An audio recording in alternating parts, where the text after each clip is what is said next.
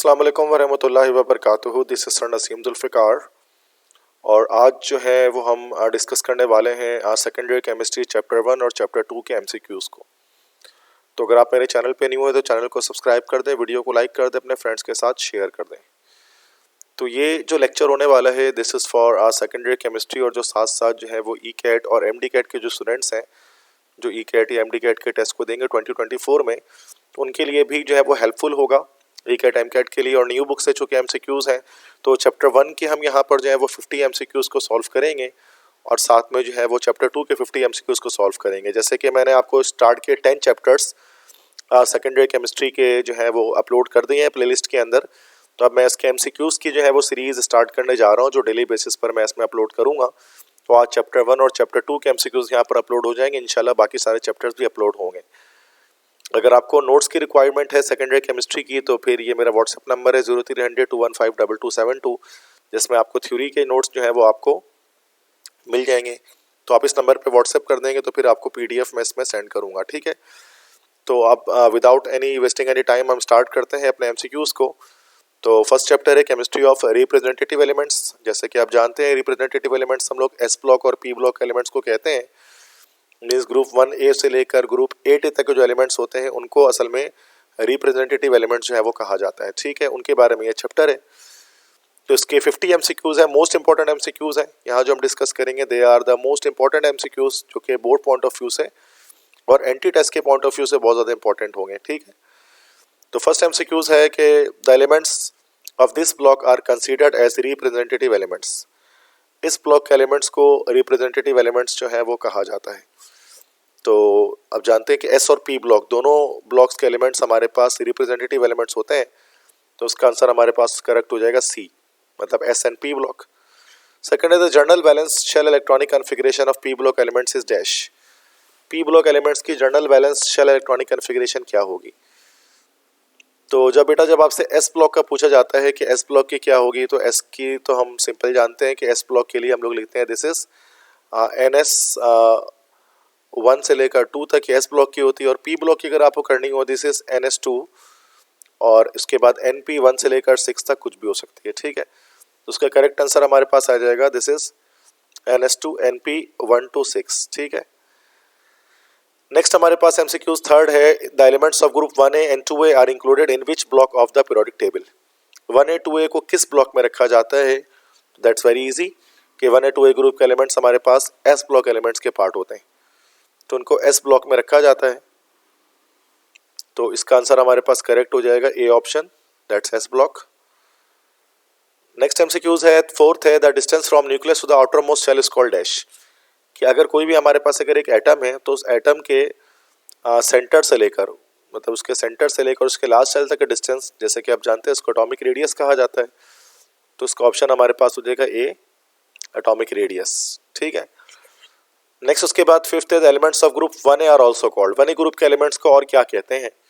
तो 1A group के elements को अल्कली मेटल्स भी कहा जाता है। तो it is an another name of elements of group 1A means alkali metals.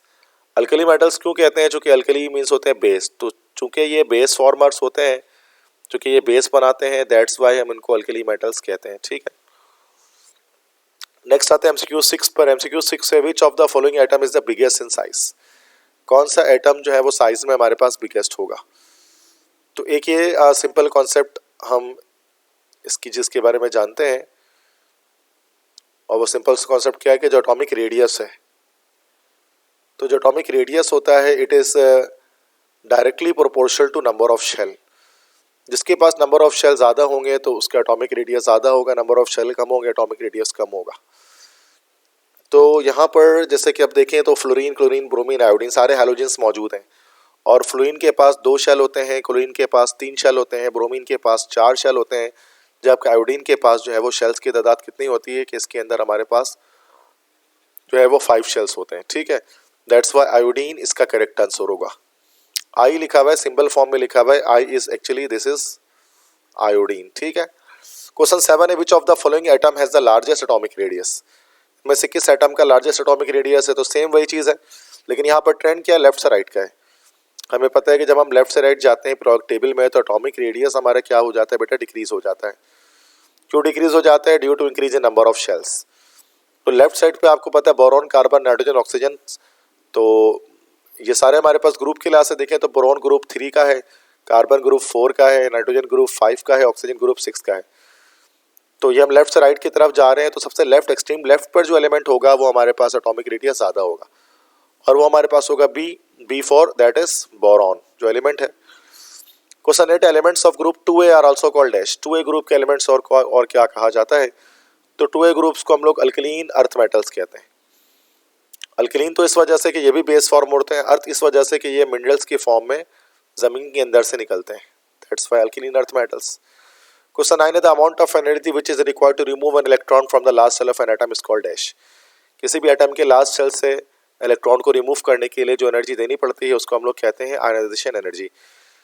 इसी को आयोनाइजेशन एनर्जी भी कहते हैं, इसी को समटाइम्स हम लोग आयोनाइजेशन पोटेंशियल भी कहते हैं।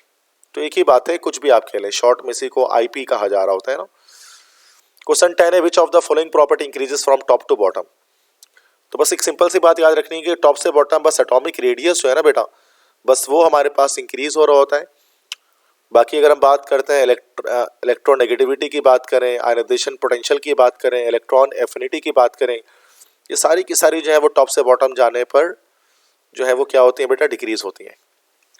तो सिर्फ एटॉमिक रेडियस ही इंक्रीज होता है, तो ए ऑप्शन हमारे पास करेक्ट हो गया। 11 है नाइट्रोजन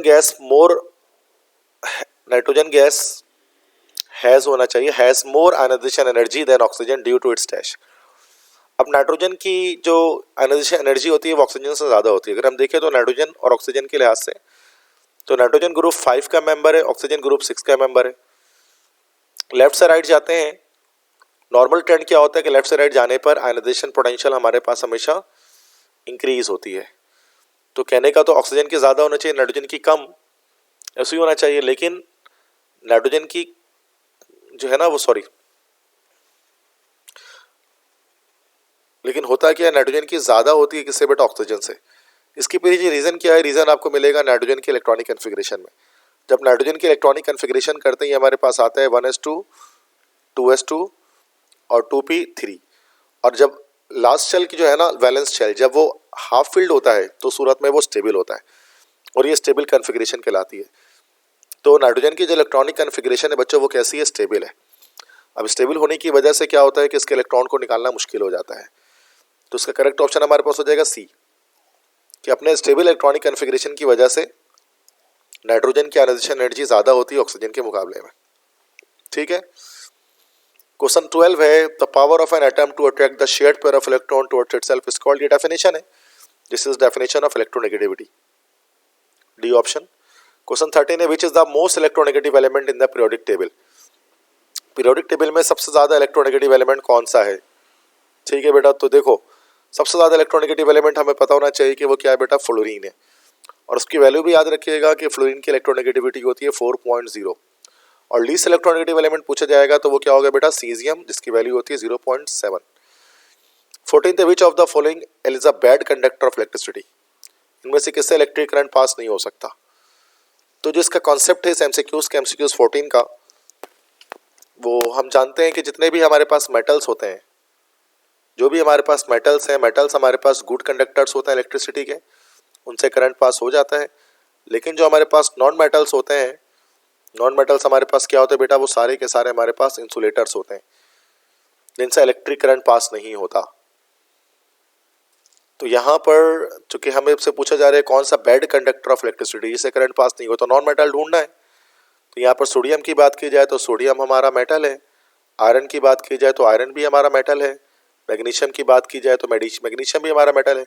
बस सल्फर जो हमारा यहाँ पर है ना, this is actually a non metal, that's why sulphur से हमारे पास इलेक्ट्रिक करंट पास नहीं होगा, तो उसका डी ऑप्शन हमारे पास करेक्ट हो जाएगा। ठीक है। नेक्स्ट इसके बाद आते हैं एमसीक्यू नंबर 15 में विच ऑफ द फॉलोइंग एलिमेंट है जीरो ऑक्सीडेशन स्टेट। कौन सा एलिमेंट की ऑक्सीडेशन नंबर 0 होती है? तो याद रखिएगा 8A ग्रुप। 8A ग्रुप मतलब जिसको हम लोग क्या कहते हैं, नोबल गैसेस भी कहते हैं। तो इनकी जो ऑक्सीडेशन स्टेट होती है वो 0 होती है, बिकॉज ये इलेक्ट्रॉन को लॉस या गेन नहीं कर सकते। क्वेश्चन 16 है the melting point and boiling point of halogens dash down the group. Melting point, boiling point, halogens की डाउन द ग्रुप क्या होती है? अब देखो हम बात करते हैं फ्लोरीन हो गया, फिर क्लोरीन हो गया, फिर ब्रोमीन हो गया, फिर आयोडीन हो गया। ये हमारे पास ग्रुप 7 के एलिमेंट्स हैं जिनको हैलोजेंस कहा जाता है। तो 7 ग्रुप है, दिस इज हैलोजेंस। तो इनको जब हम देखेंगे इसके अंदर, तो जब हम टॉप से बॉटम जाएंगे तो इसकी जो बॉइलिंग पॉइंट है या फिर इसकी मेल्टिंग पॉइंट है, तो पी ब्लॉक के अंदर ऐसा एक नॉर्मल ट्रेंड आता है कि हमेशा जो है वो टॉप से बॉटम जाते हुए इंक्रीज हो रही होती है। इसी वजह से ये फ्लोरीन क्लोरीन आपको गैसेस फॉर्म में मिलता है, ब्रोमीन आपको लिक्विड फॉर्म में मिलता है, जबकि आयोडीन आपको यही क्या मिलेगा बेटा, सॉलिड फॉर्म में मिलेगा। तो यहाँ पर इसका आंसर हो जाएगा ए, इंक्रीजेस। क्वेश्चन 17 है, which of the alkali metals form peroxide. Alkali metal means group 1 के एलिमेंट्स, इनमें से कौन से ग्रुप 1 के एलिमेंट है जो परऑक्साइड बनाएंगे। परऑक्साइड किसे कहा जाता है बेटा, परऑक्साइड मतलब जिसमें ऑक्सीजन की वैलेंसी -1 हो, इसको परऑक्साइड कहते हैं। तो तमाम ही ट्रांजिशन अल्कली मेटल्स के अंदर जो सोडियम हमारे पास होता है, सोडियम परऑक्साइड बनाते हैं। बाकी लिथियम के बारे में बात की जाए तो लिथियम हमारा नॉर्मल ऑक्साइड बनाता है। पोटेशियम हमारा जो है वो हमारा बनाता है, दिस इज सुपर ऑक्साइड। और जो रुबीडियम होता है वो हमारा बनाता है, this also forms super oxide. तो बी ऑप्शन करेक्ट हो गया।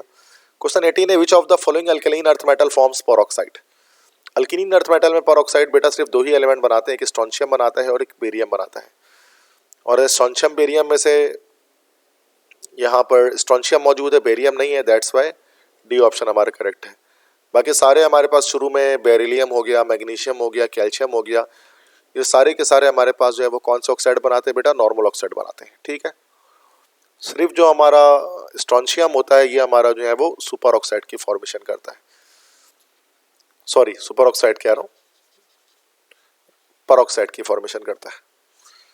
19th है, elements of which group are called halogens. Halogens किस ग्रुप के एलिमेंट को कहते हैं।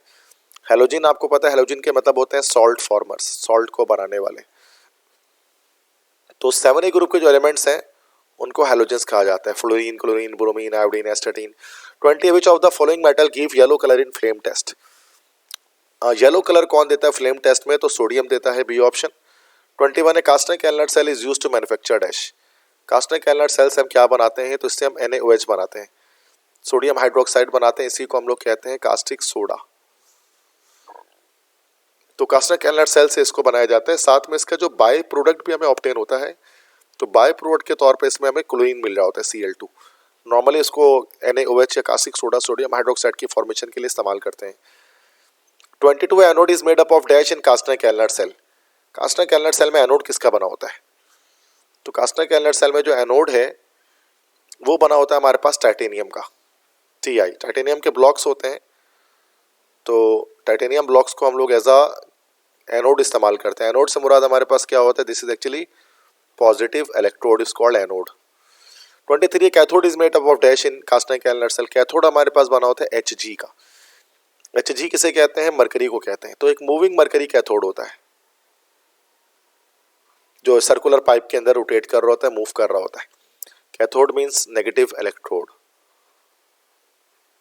तो इससे ये साबित हुआ कि Hg या मरकरी का बना होता है हमारे पास कैथोड, और याद रखिएगा टाइटेनियम का बना हमारे पास होता है anode. 24 the alloy of this element is called amalgam. इस एलिमेंट का अलॉय एमलगम कहलाता है, जिसको एमलगम कहते हैं।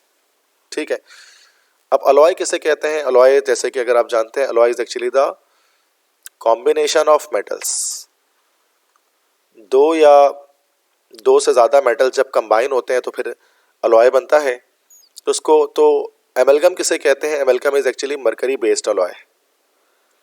मरकरी बेस्ड अलॉय मतलब वो तमाम अलॉयज जिनके अंदर मरकरी होता है उसको हम लोग जो है वो एमलगम कहते हैं। ठीक है, तो उनको एमलगम कहा जाता है। तो यहाँ पर इसका ऑप्शन हमारे पास हो जाएगा सी, Hg मतलब मरकरी। 25 है, NaOH is produced at dash in Castner Kellner cell. Sodium hydroxide कहाँ बनता है, सोडियम हाइड्रोक्साइड बनता है डिन्यूडर में। ठीक है, और जो हमारा एनोड होता है टाइटेनियम का, वहां पर हमारा क्लोरीन गैस बनती है। कैथोड पर हमारे पास एमलगम बनता है सोडियम मरकरी का। तो ये अगर आप ये लेक्चर देखेंगे चैप्टर 1 का, तो उसमें मैंने डिटेल में इसको पढ़ाया हुआ है। 26 से what is the by product obtain in Castner Kellner cell. जैसे मैंने बताया Cl, ये इसका बाय प्रोडक्ट होता है। Cl मीन्स ये हमारा Cl2 है, दिस इज क्लोरीन गैस जो एनोड पर ऑब्टेन होती है। 27 है, when NaOH reacts with FeCl3 in dash precipitate of FeOH3 are produced. तो FeOH3 आप जानते हैं दिस इज फेरिक हाइड्रोक्साइड, और फेरिक जो आइंस होते हैं मतलब यहाँ Fe+3 आइंस है, इनका कलर हमारे पास क्या होता है, ब्राउन होता है। तो जब NaOH ऐड किया जाता है FeCl3 में तो ब्राउन प्रेसिपिटेट बनते हैं, रेडिश ब्राउन टाइप की पीपीटी होती है किसकी, फेरिक हाइड्रोक्साइड की। ये एक टेस्ट होता है एक तरह से, अगर आपको Fe+3 आयन टेस्ट करना हो सॉल्ट एनालिसिस के अंदर तो हम इसी तरह से करते हैं। 28 है what is the formula of sodium chlorate. Sodium chlorate का फॉर्मूला क्या होगा, ये होगा NaClO3, this is sodium chlorate. और अगर हम लिखते हैं NaClO4 तो ये हमारे पास होगा दिस इज सोडियम पर क्लोरेट।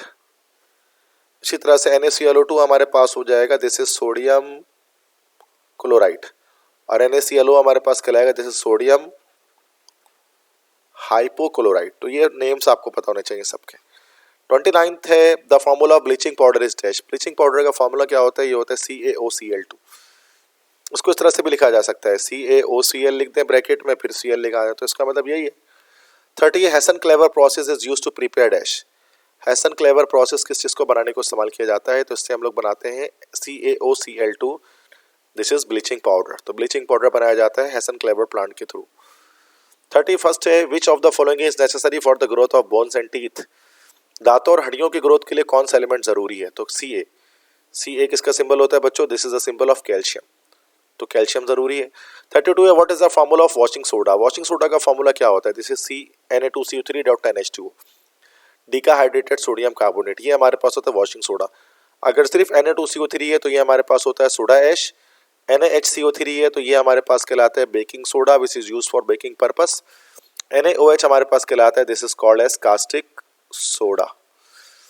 33 है which is the formula of caustic soda, that's NaOH, साबुन बनाते हैं जिससे। बेकिंग सोडा का फॉर्मूला 34 में पूछ रहे हैं तो NaHCO3, इसको बेकिंग सोडा कहते हैं। इसी को अगर हम फुल नेम में कहें तो this is sodium by carbonate भी इसको कहा जा सकता है, ठीक है।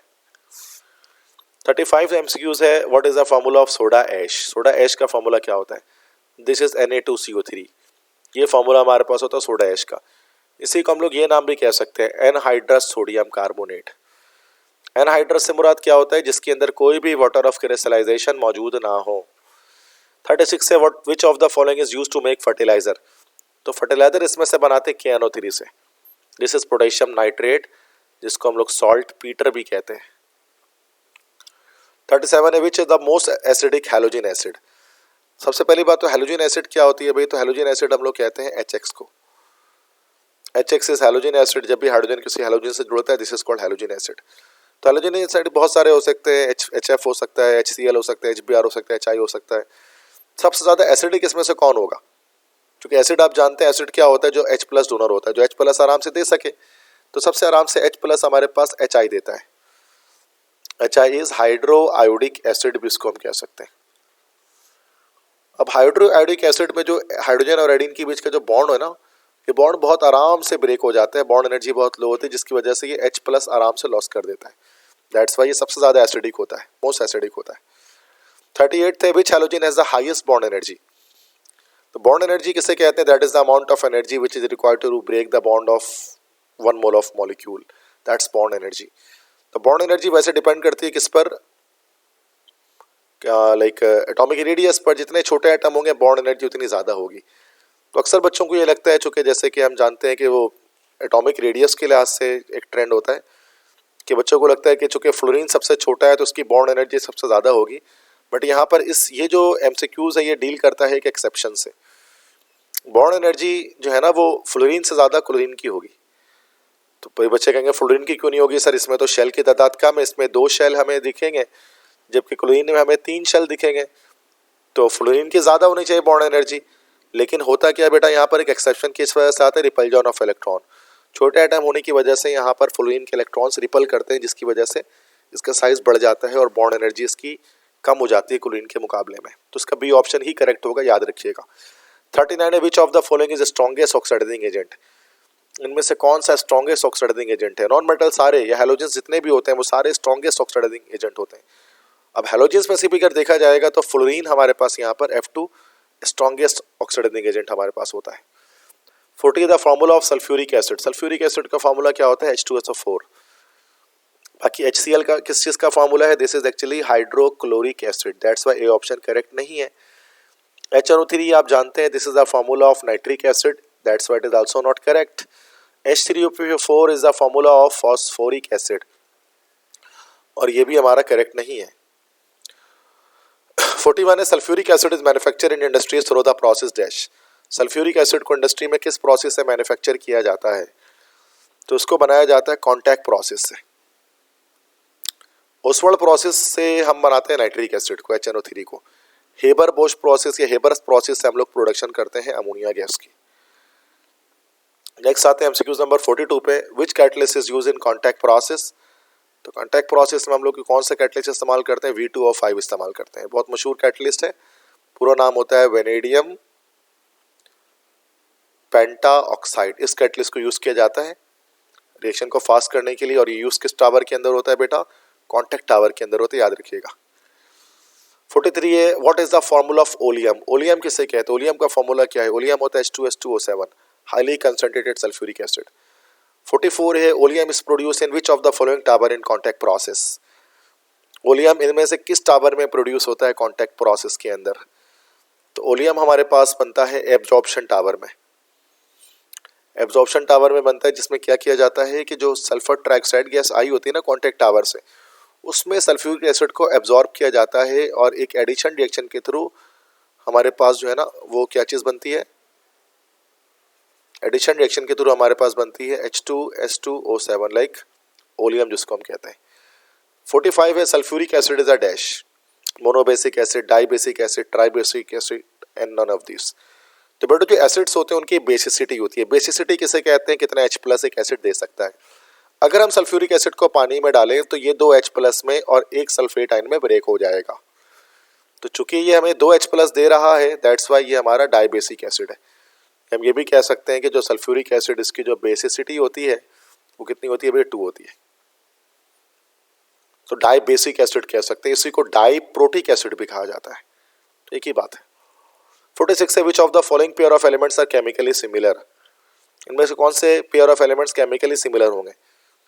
तो या तो वो सेम ग्रुप के हों।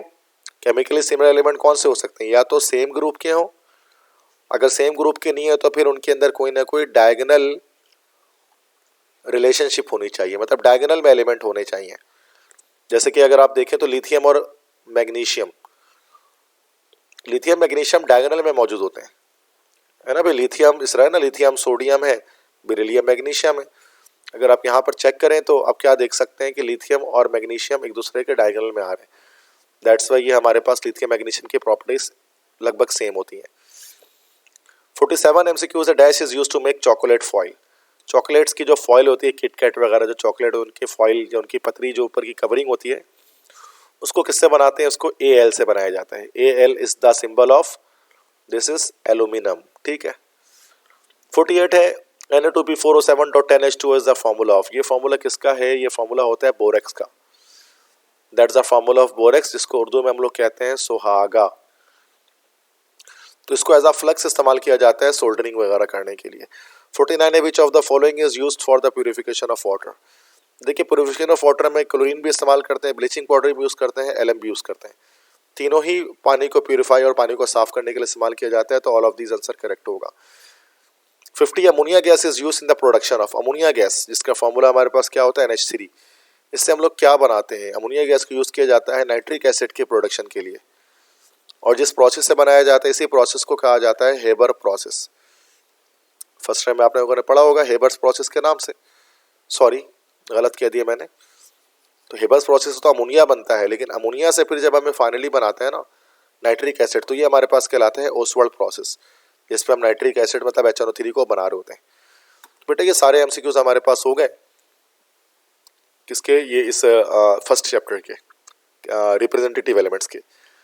तो मैं फिर से बता देता हूँ कि अगर आप में से किसी स्टूडेंट्स को इसके जो है वो PDF रिक्वायर्ड है MCQs के या नोट्स के, तो वो व्हाट्सएप नंबर मेरा 0300-215-2272, जिसमें एक बहुत स्मॉल अमाउंट ऑफ चार्जेस में मैं आपके व्हाट्सएप पर आपको PDF भेज दूंगा। तो ये मेरा नंबर है, इस नंबर पर आप कांटेक्ट कर सकते हैं। जस्ट व्हाट्सएप कीजिएगा, कॉल मत कीजिएगा, ठीक है। तो व्हाट्सएप पर मैं आपको थोड़ी देर में रिस्पॉन्स दे दूंगा।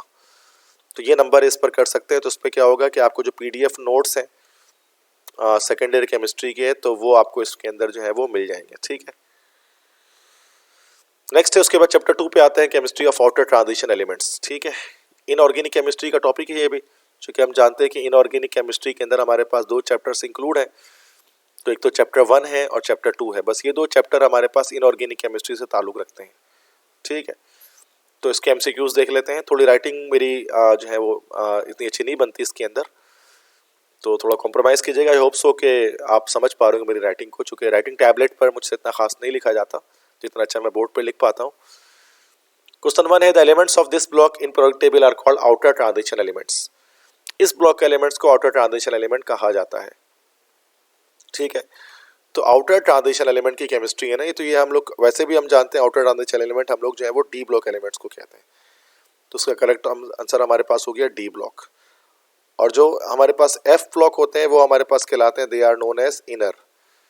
इनको तो इनर ट्रांजिशन एलिमेंट्स के नाम से याद किया जाता है।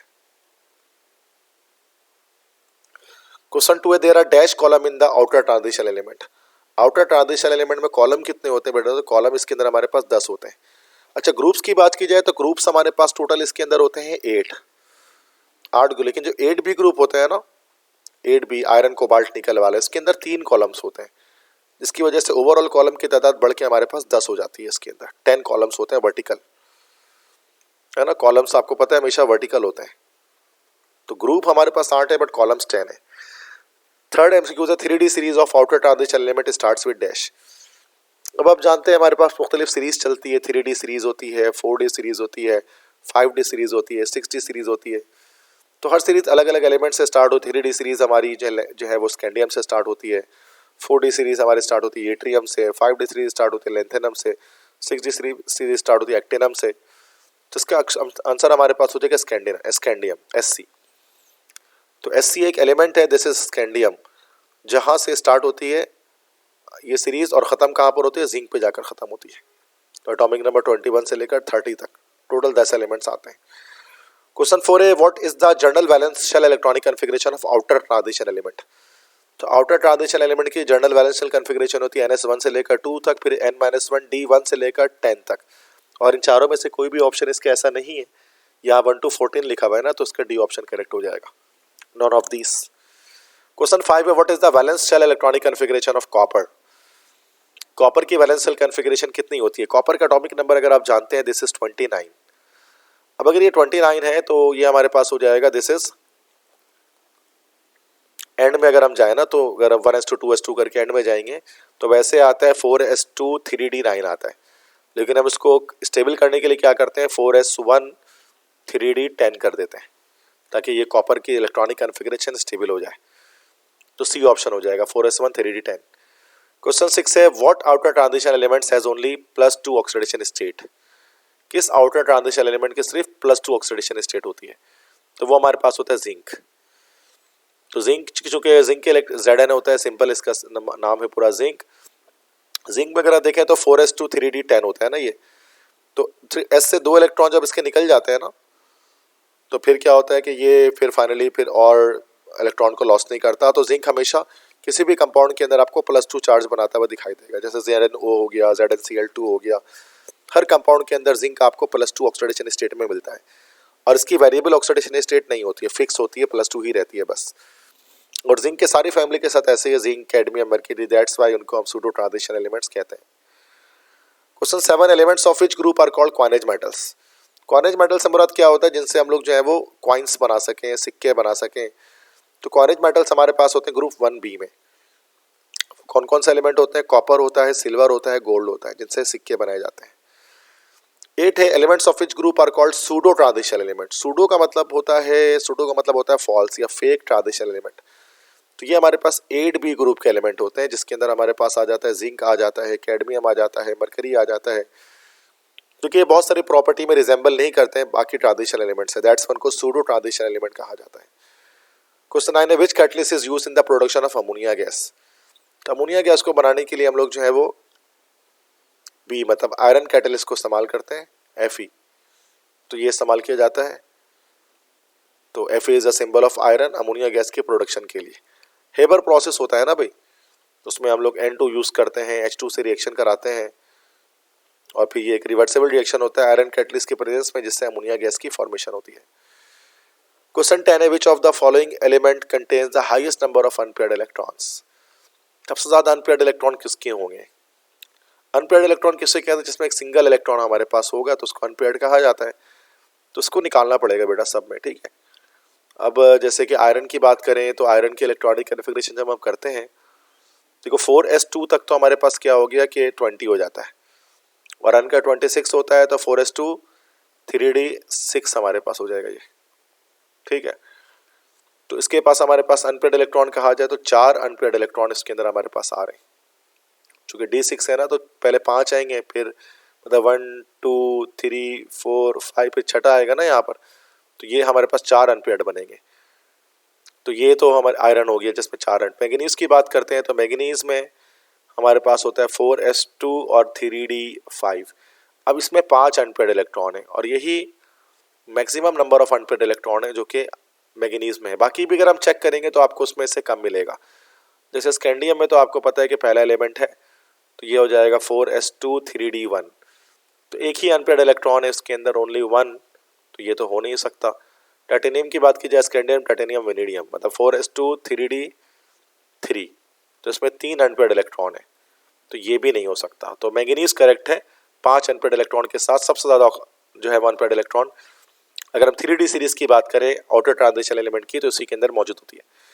11th, which of the following element is in नहीं होगा, यहाँ पर इज होगा, इज डायमैग्नेटिक।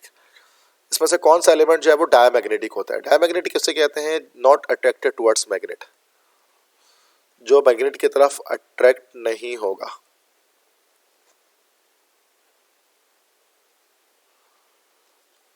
और वो कौन सा एलिमेंट्स होते हैं जिनके पास कोई भी अनपेयर्ड इलेक्ट्रॉन नहीं होता, तो वो मैग्नेट की तरफ अट्रैक्ट नहीं होते हैं। तो सिर्फ जिंक आपको इसमें मिलेगा, क्योंकि जिंक की जब कॉन्फ़िगरेशन हम करते हैं तो ये NS2 मतलब 4s2 और 3d हमारे पास ये 10 आ जाता है। तो देखें तो कोई भी 0 अनपेयर्ड इलेक्ट्रॉन है ना इसके अंदर, तो इसलिए क्या होगा कि ये हमारा मैग्नेट की तरफ अट्रैक्ट नहीं होगा। क्वेश्चन 12 है, brass is an alloy of copper and dash. Brass जिसको पीतल कहा जाता है, गोल्डन कलर का होता है, ये अलॉय होता है कॉपर और किस एलिमेंट का? तो ये कॉपर और जिंक, ये दो एलिमेंट मिलते हैं तो जाकर क्या होता है कि अलॉय हमारा तैयार होता है, ब्रास या पीतल बनता है।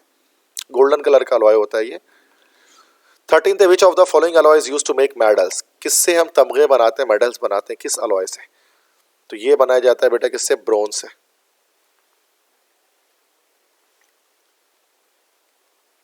तो ब्रोंज की मदद से बनाते हैं, तो बी ऑप्शन हमारा करेक्ट होगा, दैट्स ब्रोंज, ठीक है।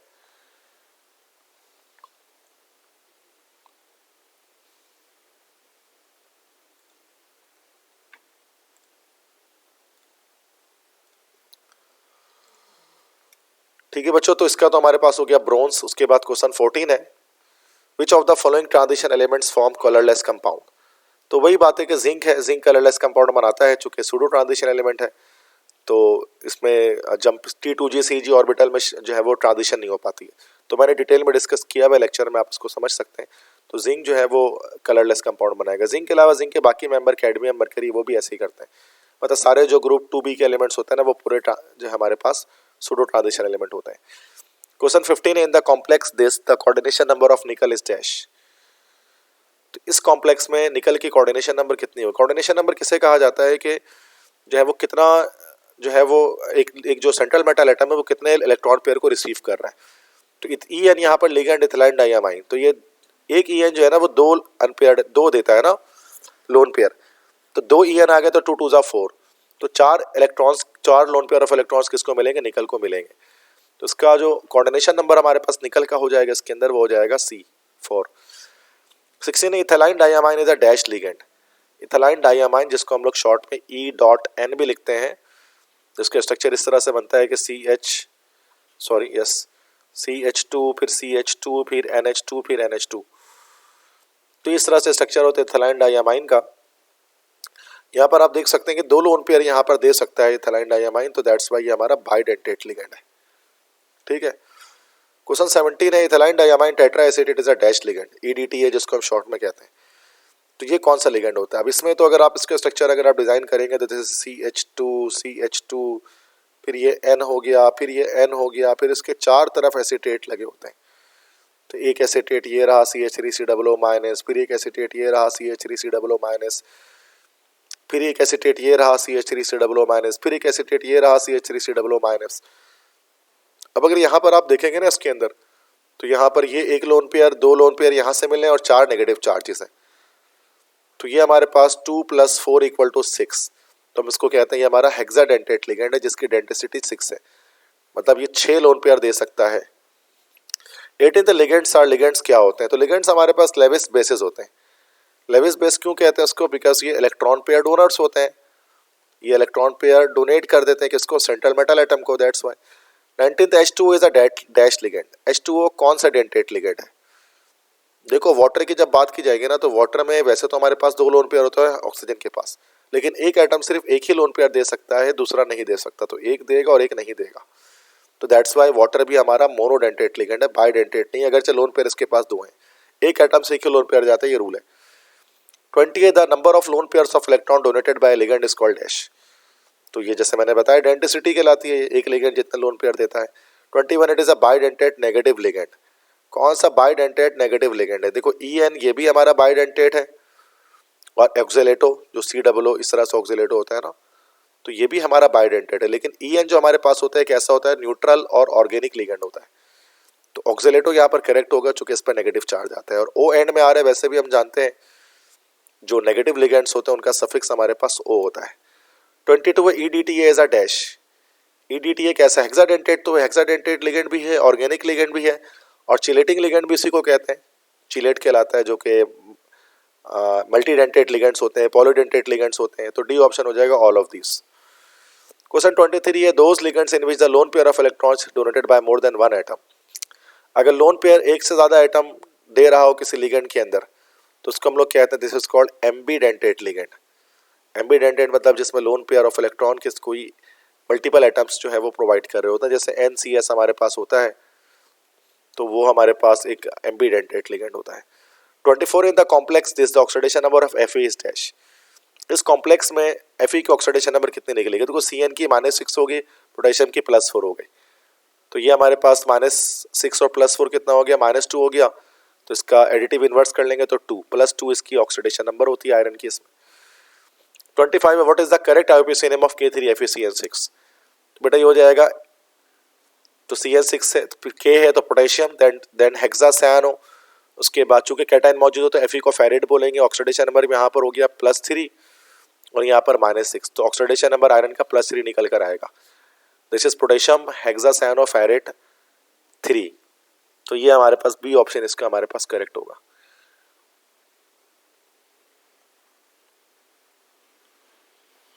तो जैसे ये भी सेम ही लिखा हुआ है, पोटेशियम हेक्सासायानो फेरेट 3 COD, दोनों सेम ही ऑप्शंस हैं, दोनों करेक्ट हो सकते हैं।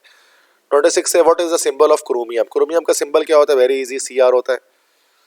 27 what is the colour of potassium dichromate? Potassium dichromate मतलब लाइक जो होता है हमारे पास है K2CR2O7। इसका कलर क्या होता है? डाइक्रोमेट आयन की वजह से इसका कलर हमारे पास होता है रेड। इसी तरह से होता है पोटेशियम क्रोमेट K2CrO4, इसमें क्रोमेट आयन होता है जिसकी वजह से इसका कलर होता है हमारे पास येलो। 29 है what is the formula of potassium dichromate? Potassium dichromate होता है K2CR2O7। Potassium dichromate is a dash. Question 30 है पोटेशियम डाइक्रोमेट क्या है? तो potassium chromate, potassium dichromate, potassium permanganate, ये सारे हमारे पास ऑक्सीडाइजिंग एजेंट होते हैं, खुद को रिड्यूस करते हैं, सामने वाले को ऑक्सीडाइज करते हैं। तो यहाँ क्रोमियम अपने ऑक्सीडेशन स्टेट +6 से चेंज करके इसको +2 कर लेता है, तो खुद को रिड्यूस करता है हमेशा रिएक्शंस के अंदर, तो सामने वाले को ऑक्सीडाइज करता है। That's oxidising agent. 31 है what is the symbol of manganese? Manganese का सिंबल क्या होता है? This is Mn। Mg जो हमारे पास होता है असल में ये हमारे पास होता है मैग्नीशियम या मैग्नीशियम। MO हमारे पास होता है दिस इज मोलबेडिनम। तो Mn होता है दिस इज मैंगनीज, ठीक है। 32 इन KMnO4 the oxidation state of Mn is dash. KMnO4 के अंदर Mn की ऑक्सीडेशन नंबर कितने निकले? ये +1 हो गया, ये -8 हो गया ऑक्सीजन का, तो हमारे पास Mn निकल कर आ गया +7, B option. 33 what is the colour of KMnO4? Potassium permanganate का कलर डार्क पिंक होता है, पर्पल टाइप का होता है, C option. 34 potassium permanganate is a dash, reducing agent, oxidising agent. यहाँ पर हम देख रहे हैं कि पोटेशियम +7 पे चुके मौजूद है, तो +7 से अपने आप को +2 कर लेता है, रिड्यूस करता है डिफरेंट रिएक्शंस में। जैसे MnO4 माइनस आइन है ना, -1 आइन है, तो यहाँ पर ये +7 होता है मैंगनीज, तो ये Mn+2 में कन्वर्ट हो जाता है, मतलब अपने आप को रिड्यूस कर लेता है। दैट्स वाई ये खुद एक ऑक्सीडाइजिंग एजेंट हो गया। ऑर्गेनिक रिएक्शंस में अक्सर इस्तेमाल करते हैं। Question 35, potassium permanganate acts an oxidising agent in this medium. तो जब बात की जाती है पोटेशियम क्रोमेट और पोटेशियम डाइक्रोमेट की, K2CrO4 की या फिर K2Cr2O7 की, तो ये जो हमारे पास ऑक्सीडाइजिंग एजेंट होते हैं ये सिर्फ और सिर्फ किस में होते हैं, एसिडिक मीडियम में। लेकिन जब बात की जाएगी ना पोटेशियम पर मैग्नेट की, तो ये एसिडिक, बेसिक, न्यूट्रल हर मीडियम में ही हमारे पास क्या करते हैं बेटा, ऑक्सीडेशन रिएक्शन देते हैं। तो डी ऑप्शन करेक्ट होगा, ऑल ऑफ दीज। 36 है, what is the Latin name of iron. Iron का लैटिन नेम हमारे पास क्या होता है? आयरन का लातिनी नाम हमारे पास Fe होता है ना, सिंबल इसका, तो Fe से इसका लैटिन नेम आप निकालो, दिस इज फेरम। तो फेरम होता है इसका लैटिन नेम। जहां तक बात क्यूप्रम की जाती है तो क्यूपर कॉपर का लैटिन नेम है, नाइट्रियम सोडियम का जो है वो लैटिन नेम है, और केलियम जो है पोटेशियम का लैटिन नेम है। ठीक है, तो ये अक्सर इनके जो सिंबल्स होते हैं वो लैटिन नेम से ही आते हैं। 37 है, what is the formula of rust. Rust मतलब जंग का फॉर्मूला क्या होता है? तो जैसे कि आप जानते हैं लोहे को हवा में रखा जाए तो Fe2O3 की फॉर्मेशन कर लेता है, इसको हम लोग रस्ट कहते हैं, जंग कहते हैं। तो Fe2O3 आंसर होगा इसका, फेरिक ऑक्साइड इसको हम कह सकते हैं। 34 है, steel is an alloy of dash. Steel जो है ना, अलॉय है किसका, स्टील फॉलोआउट होता है, तो ये लोहे का आयरन बेस्ड अलॉय जितने भी होते हैं उनको स्टील कहा जाता है। 39 है, stainless steel is the alloy of iron and dash. Stainless steel जिसमें जंग नहीं लगता, जो कोरोजन रेजिस्टेंट होता है, ये आयरन के अलावा इसमें निकल और क्रोमियम दो एलिमेंट मिले होते हैं। सी ऑप्शन करेक्ट होगा, बोथ निकल एंड क्रोमियम। 40 है, which of the following metal has the highest electrical conductivity. सबसे ज्यादा इलेक्ट्रिकल कंडक्टिविटी बेटा होती है Ag में, Ag मीन सिल्वर के अंदर। इसके बाद सेकंड नंबर पे किसके अंदर होती है बेटा, सेकंड हाईएस्ट होती है, याद रखिएगा, कॉपर के अंदर। 41 है, which is the most abundant metal in earth crust. Earth में सबसे ज्यादा जो मेटल मिलता है हमारे पास वो कौन सा है, एल्यूमिनियम है। Most abundant metal in earth crust is aluminium. Iron जो हमारे पास आता है वो सेकंड नंबर पे आता है। 42 है, which of the following is the chief ore of aluminium. सबसे ज्यादा एल्यूमिनियम किस ओर से निकाला जाता है? तो ये निकाला जाता है चैल्कोपायराइट से। इसको कॉपर पायराइट भी कहा जाता है, जिसका फॉर्मूला होता है CuFeS2। एजुराइट, मैलाचाइट, ये भी हमारे पास ओर ऑफ, सॉरी ये सवाल गलत है ना, एल्यूमिनियम की ओर नहीं, यहाँ पर सवाल होना चाहिए था चीफ ओर ऑफ कॉपर। तो कॉपर का चीफ ओर कौन सा है? तो वो चैल्कोपायराइट है। एजुराइट और मैलाचाइट भी कॉपर के ही ओर्स हैं, लेकिन चीफ ओर्स नहीं है। और हेमेटाइट तो आयरन का ओर है, Fe2O3, तो ये तो ओर है ही नहीं कॉपर का। 43, what is the formula of chalcopyrite. Chalcopyrite का फॉर्मूला क्या होता है? जैसे मैंने आपको बताया, CuFeS2। क्वेश्चन 44 है कि चैल्कोपायराइट को और क्या कहा जाता है? इसी को हम लोग कॉपर पायराइट भी कहते हैं। 45 है, slag is formed in this step during the metallurgy of copper. Slag जो हमारे पास होता है वो कब बनता है, किस प्रोसेस में बनता है? स्मेल्टिंग के प्रोसेस में जो है ना, वो ऊपर जो चीज़ आ जाती है वो स्लैग होती है, और नीचे जो चीज़ आ जाती है वो मैट होती है। स्लैग का फॉर्मूला क्या होता है? क्वेश्चन 46 में पूछा जा रहा है, तो इसमें से कुछ भी नहीं होता है। All the answers are wrong, ये चारों ही नहीं होते हैं। स्लैग हमारे पास होता है, this is FeSiO3, ferrous silicate, इसको हम लोग कहते हैं slag. This is the correct answer. 47 है, blister copper is formed in this system. Blister copper किस स्टेप में बनता है? बेसेमराइजेशन प्रोसेस में ब्लिस्टर कॉपर बनता है। और 48 है, what is the formula of matte produce in smelting step. Smelting step में जो मैट निकलता है जो नीचे से ब्लास्ट फर्नेस के, तो उसका फॉर्मूला होता है Cu2S, this is matte, this is cuprous sulphide. 49 है, blister copper is -% pure. Blister copper हमारा 99% प्योर होता है, जिसको आगे जाकर 100% प्योर करते हैं इलेक्ट्रोलाइसिस प्रोसेस से। लास्ट क्वेश्चन है, क्वेश्चन 50 है, विच transition metal is used for making thermometer. Thermometer किस ट्रांजिशन मेटल से बनाते हैं? तो Hg सब जानते हैं, वेरी इजी, कि इसको बनाया जाता है मर्क्यूरी से। ठीक है बेटा, तो ये 50 MCQs हो गए मोस्ट इंपॉर्टेंट चैप्टर 2 के। तो अगर आपको मेरा ये लेक्चर पसंद आया है तो आप मेरे चैनल को लाजमी सब्सक्राइब करें, अपने फ्रेंड्स के साथ जो है वो शेयर करें, ठीक है। और अगर आपको इन MCQs के या फिर चैप्टर के PDF की रिक्वायरमेंट है तो ये मेरा व्हाट्सएप नंबर है, आप सब नोट डाउन कर लें अपने मोबाइल फ़ोन में। तो इस नंबर पर अगर आप मुझसे व्हाट्सएप करते हैं 0300-215-2272, तो इस पर मैं आपको जो है वो PDF फॉर्म में नोट्स जो है वो सेकेंड ईयर केमिस्ट्री के नोट्स उसके प्रोवाइड करूँगा। साथ में इसके अलावा अगर आपके और कोई नोट्स अगर आपको सेकेंड ईयर के रिक्वायर्ड हैं तो वो भी मेरे पास मौजूद होते हैं, तो उसको मैं आपको PDF फॉर्म में उसको मैं सेंड कर दूंगा, ठीक है।